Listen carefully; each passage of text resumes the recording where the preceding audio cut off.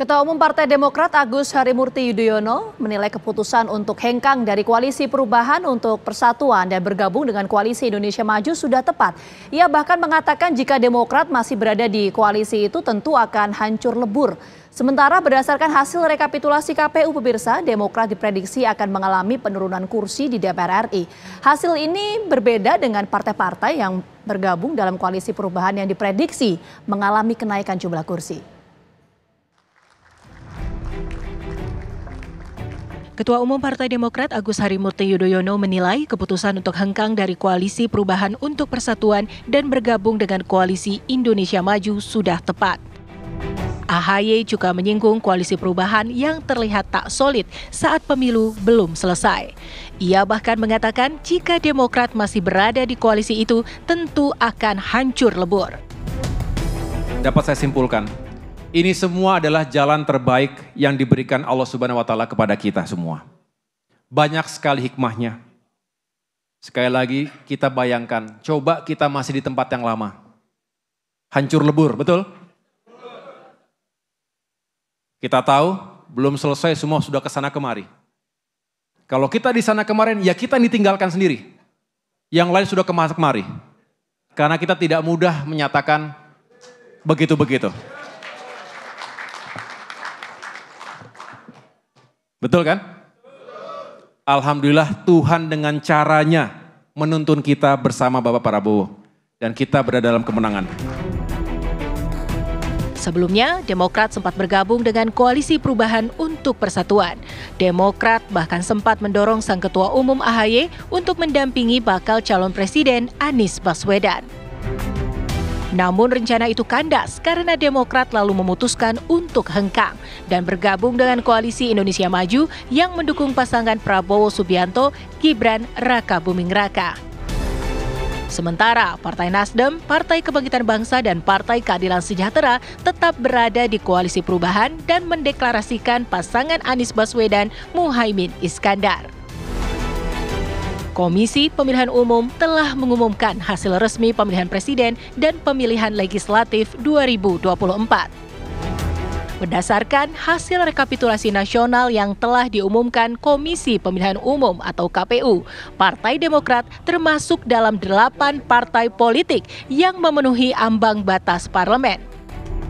Demokrat memperoleh 11.283.160 atau 7,43% dari total suara sah.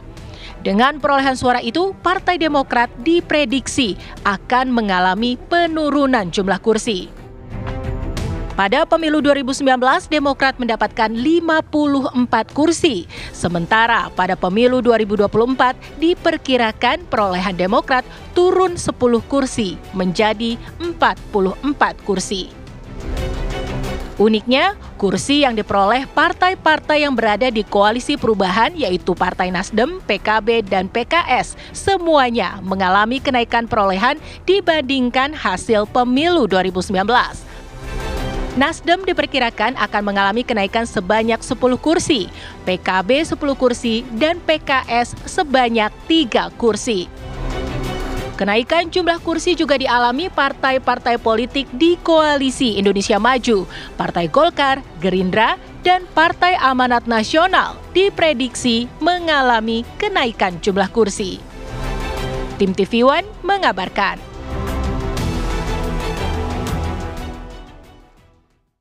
Untuk membahas mengenai hal ini kita sudah bergabung bersama dengan sejumlah narasumber. Ada Direktur LSI DNIJA, Mas Aji Alfarabi, dan juga pakar politik Henry Satrio. Dan sebagai disclaimer kita juga sudah mengundang pihak dari Partai Demokrat. Namun sampai saat ini, sampai dialog ini berlangsung, belum ada yang bersedia untuk menemani kita dalam dialog pada sore hari ini. Selamat sore Bapak-Bapak. Selamat sore semuanya. Selamat sore. Saya ingin ke Bang Henry. Bang Henry, apakah memang ini kita masih bisa melihat hal ini sebagai sebuah keuntungan bagi Partai Demokrat? 10 kursinya hilang digantikan dengan 1 kursi menteri, apakah sepadan? Ya, ini kita harus menilainya dan melihatnya dari sisi AHY sebagai ketua umum, Mas Alfat. Jadi nggak mungkin kemudian dia tidak membela keputusannya sendiri. Jadi dalam hal komunikasi politik, apa yang disampaikan oleh Mas AHY itu sudah tepat ya, dan tidak perlu juga dilihat dari kenyataan di lapangan, karena kan itu akhirnya berandai-andai.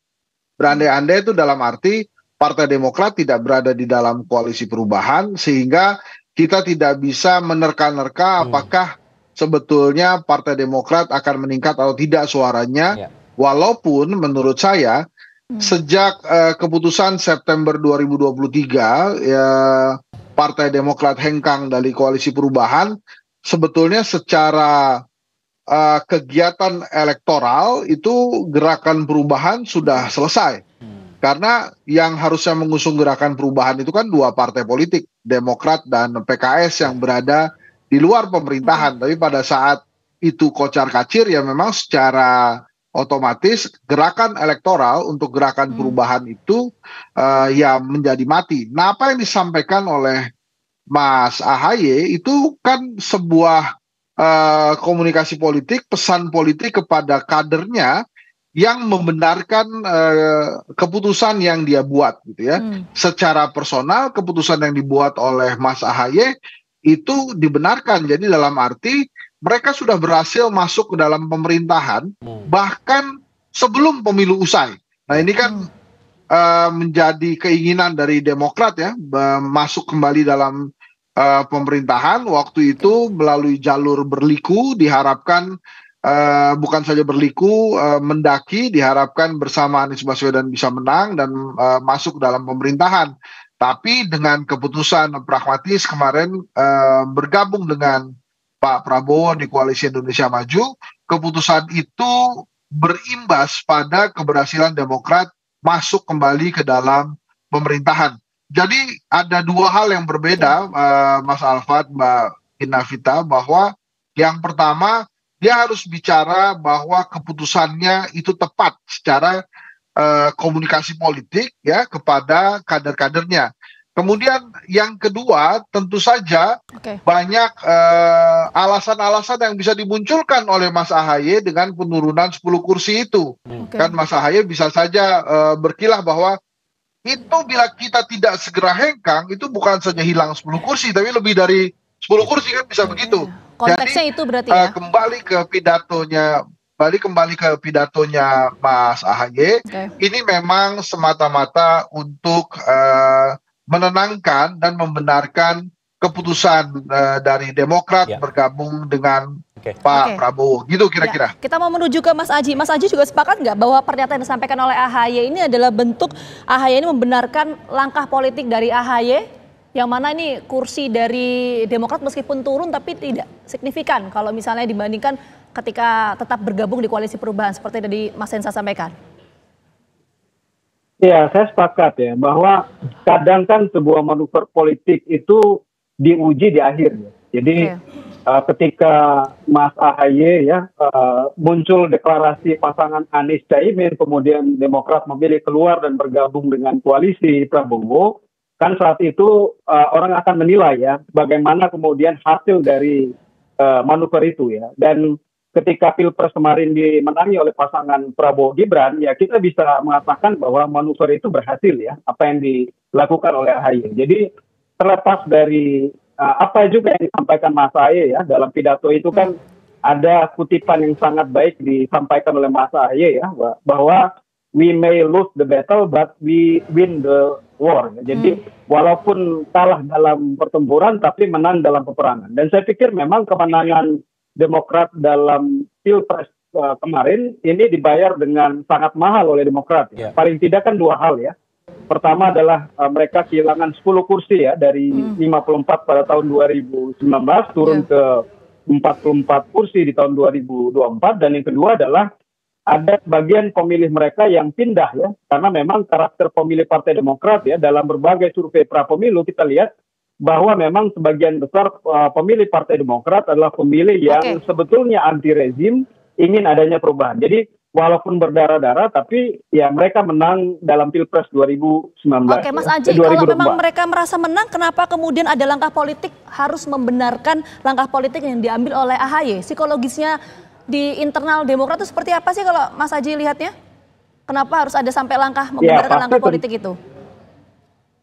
Ya, memang secara internal isu ini pasti muncul ya, evaluasi, karena apapun selain kemenangan di Pilpres, pileg menjadi penting ya, karena ini menyangkut posisi mereka di parlemen, bagaimana kemudian mereka dihitung dalam koalisi bersama dengan Prabowo Gibran, dan yang kedua adalah langkah mereka untuk 2029 ya. Karena kita tahu bahwa portofolio Partai Demokrat ya di 2029 pastinya tetap ingin mengajukan AHY sebagai cawapres ataupun bahkan capres, sehingga memang hasil ini tentunya bukan hasil yang menggembirakan bagi Partai Demokrat. Sehingga saya sepakat tadi yang disampaikan oleh Mas Henry, sebetulnya ini adalah bunga-bunga yang kemudian menjadi alasan bagi AHY di internal Partai Demokrat ya, karena mereka memenangi Pilpres walaupun itu dibayar dengan sangat mahal dengan hasil pileg yang kemudian menunjukkan bahwa perolehan mereka berkurang ya. Oke, lose the battle tapi win the war. Tapi yang menarik adalah partai-partai pengusung Prabowo Gibran lainnya nih kursinya pada naik semua nih. Nah ini menarik juga. Kita akan bahas usai jeda. Tetaplah bersama kami di Kabar Petang. Saya ingin ke Bang Henry Satrio. Bang Henry, tadi Anda katakan ini sebuah komunikasi politik yang memang harus dilakukan untuk membenarkan keputusan partai agar tidak dipandang lebih buruk begitu ya.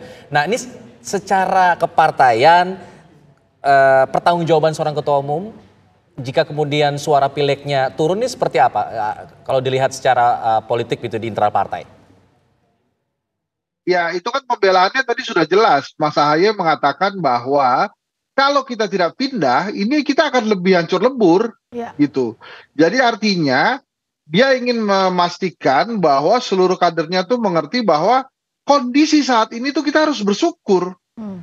Walaupun kemudian suara turun, tapi kita berhasil lagi masuk ke pemerintahan sebelum pemilunya usai. Nah ini kan canggih tuh. Ini kan kondisinya kalau dilihat di Partai Demokrat ini kayak ibu-ibu sen kiri belok kanan, Alfat. Semuanya sudah bersiap untuk belok kiri. Iya betul. Tiba-tiba karena sennya belok kiri kan, perubahan nih. Semuanya tuh udah siap.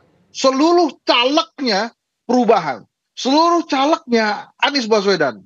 Tiba-tiba September 2023 belok kanan semua. Ini kan nggak gampang gitu. Sebuah perahu atau kapal sebesar Demokrat tiba-tiba belok kanan, padahal sennya sudah ke kiri, itu nggak mudah. Maka wajar kalau kemudian di lapangan itu banyak juga yang gagap. Lah harus gimana nih kita komunikasinya? Dan salah satu strategi yang dilakukan oleh Demokrat adalah hanya memasang foto Prabowo, tidak fotonya Mas Gibran kan? Ini untuk apa? Untuk memudahkan dia belok. Untuk mengikuti keinginan Koalisi Indonesia Maju. Walaupun akhirnya beberapa kali kita lihat Mas Ahaye nampak kompak dengan Mas Gibran. Nah hasilnya seperti ini, penurunan kursi itu sebetulnya kalau kita terjemahkan dalam bahasa layman's ya, bahasa sehari-hari, bro sorry banget ya gara-gara gue belok dadakan, kita kurang kursi nih. Tapi kita mesti bersyukur lah, minimal kita masih dapat kursi, tidak berada di peringkat paling bawah. Beberapa anggota DPRD bisa menembus perwakilan di daerah, dan kita dapat menteri. Jadi harusnya kita bersyukur lah. Kita berusaha keras lagi aja 2029, dan sekarang ini kan kita nampaknya akan juga mendapat tambahan kursi nih dari Pak Prabowo. Mari kita syukuri, kira-kira begitulah. Oke, itu makna pernyataan ya dari Ketua Umum Partai Demokrat Mas Ahaye itu tadi sudah clear dibahas. Kita mungkin beralih begini, kita bahas soal kalau namanya perspektif partai politik menghadapi pesta demokrasi ya pasti pengennya take it all, semua menang, pileg iya, pilpres iya. Tapi mana yang lebih menguntungkan dan prioritas partai politik? Apakah berdaulat di Senayan dengan perolehan kursi terbanyak atau justru perolehan kursi terbanyak di kabinet atau di pemerintahan, Mas Aji? Kalau kita ke Mas Aji dulu, Mas Ensat. Oke. Kita ke Mas Aji dulu sebentar, habis itu ke Mas Ensat lagi. Ya, saya pikir dua-duanya ya. Jadi menang pileg, menang juga pilpres. Iya, kalau disuruh milih salah satu, kita lihat situasi prioritas.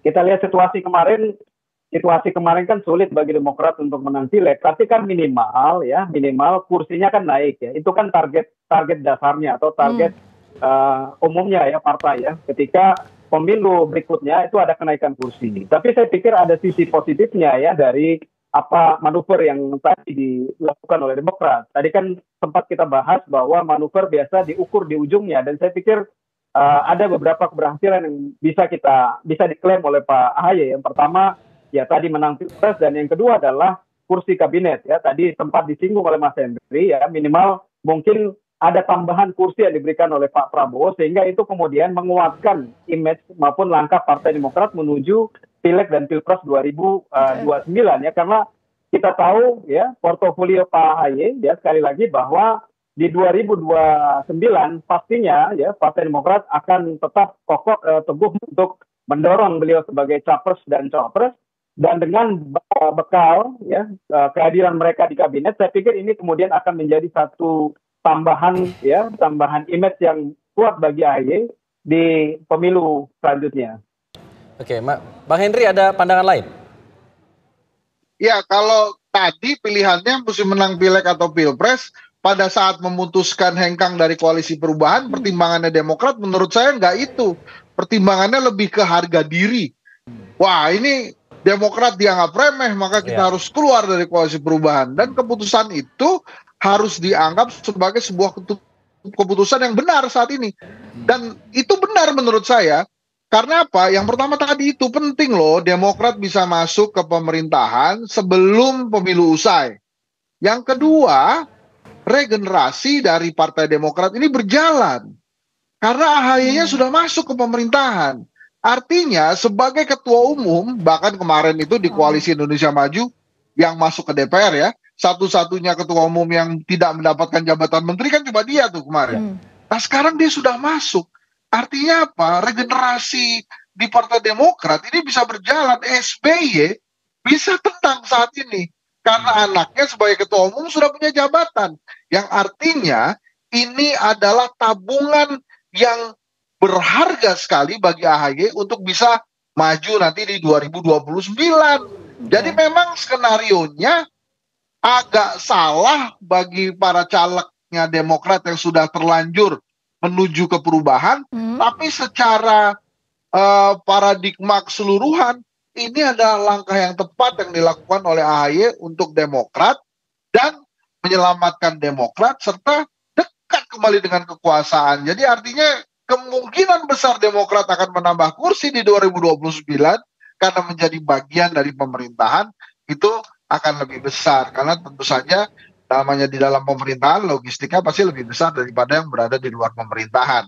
Itu hipotesa sih, tapi mungkin saja terjadi. Oke, bisa jadi tabungan untuk 2029, tapi Mas Aji kalau kita lihat tren surveinya ketika sebelum Demokrat pindah haluan, ini seperti apa? Dan juga bacaannya untuk sampai 2029 akan bagaimana tren untuk Demokrat ke depan? Mas Aji. Iya, tadi saya pikir sudah disinggung oleh Mas Henry ya. Jadi kalau kita lihat tren surveinya ya, sebelum Demokrat pindah ke koalisi 02, itu sebetulnya tren surveinya bagus ya. Jadi survei kita di bulan Juli, Agustus itu menunjukkan bahwa Demokrat di angka 6-7% ya dalam survei ya. Tapi ketika masuk di bulan Oktober, November itu turun kurang lebih di angka 3-4%. Jadi memang ada efek ya, efek dari pilihan Demokrat untuk pindah ke koalisi 02 itu terhadap pemilihnya. Karena memang karakter pemilih dari Partai Demokrat ini adalah pemilih yang memang anti rezim, ingin perubahan ya. Dan kalau kita lihat hasil Pileg itu terlihat ya, ada dampak dari pilihan Demokrat ke koalisi 02 terhadap basis-basis dapilnya. Ya, misalnya kita lihat di Jawa Barat ya, Jawa Barat 3 itu Bogor, Cianjur itu basis, salah satu basis pemilihnya pasangan Anies Caimin. Di situ Demokrat kehilangan kursi ya, padahal ada tokoh kaliber Pak Sarif Hasan di situ ya. Kemudian di Dapil 2 ada di Dapil 2 DKI juga ada kehilangan kursi Partai Demokrat. Jadi di basis-basis pemilih Anies Caimin memang Demokrat mengalami kehilangan kursi ya. Dan kalau kita total ada sekitar 10 kursi yang hilang dibanding 5 tahun yang lalu. Dan yang kedua adalah ini juga akan menjadi gambling juga bagi Partai Demokrat di tahun 2029 ya. Karena pertama kalau kita lihat koalisi 02 saat ini ya, Pak Prabowo Gibran, ini ada 4 partai ya. 4 partai, Partai Demokrat adalah partai dengan perolehan kursi paling kecil dibanding 3 partai yang lain ya. Dibanding Golkar, Gerindra maupun PAN. Kalau kemudian ya pilihan Pak Prabowo mengambil lagi ya partai di luar koalisi misalnya Nasdem ataupun PKB ya, ini dua partai ini secara kursi pun masih lebih tinggi dibanding Partai Demokrat ya. Jadi ini akan menjadi dilema bagi Partai Demokrat ketika di 2029 positioning mereka seperti apa. Apakah kemudian mereka memposisikan diri partai mereka sebagai partai dari bagian dari pemerintahan ya, sementara partai dalam koalisi pemerintahan juga cukup banyak dan kursinya juga cukup signifikan, atau yang kedua adalah memposisikan diri sebagai oposisi. Tapi itu pun sulit karena pertama mereka menjadi bagian dari pemerintahan, yang kedua posisi oposisi pun sudah mungkin diklaim oleh PDIP dan PKS, sehingga ya ini juga posisi yang gambling bagi Demokrat di pemilu tahun 2029 nanti. Oke, baik. Terima kasih banyak sebelumnya Mas Aji dan juga Mas Hensat atas waktunya sudah bergabung sama kami di Korean Petang. Sehat selalu.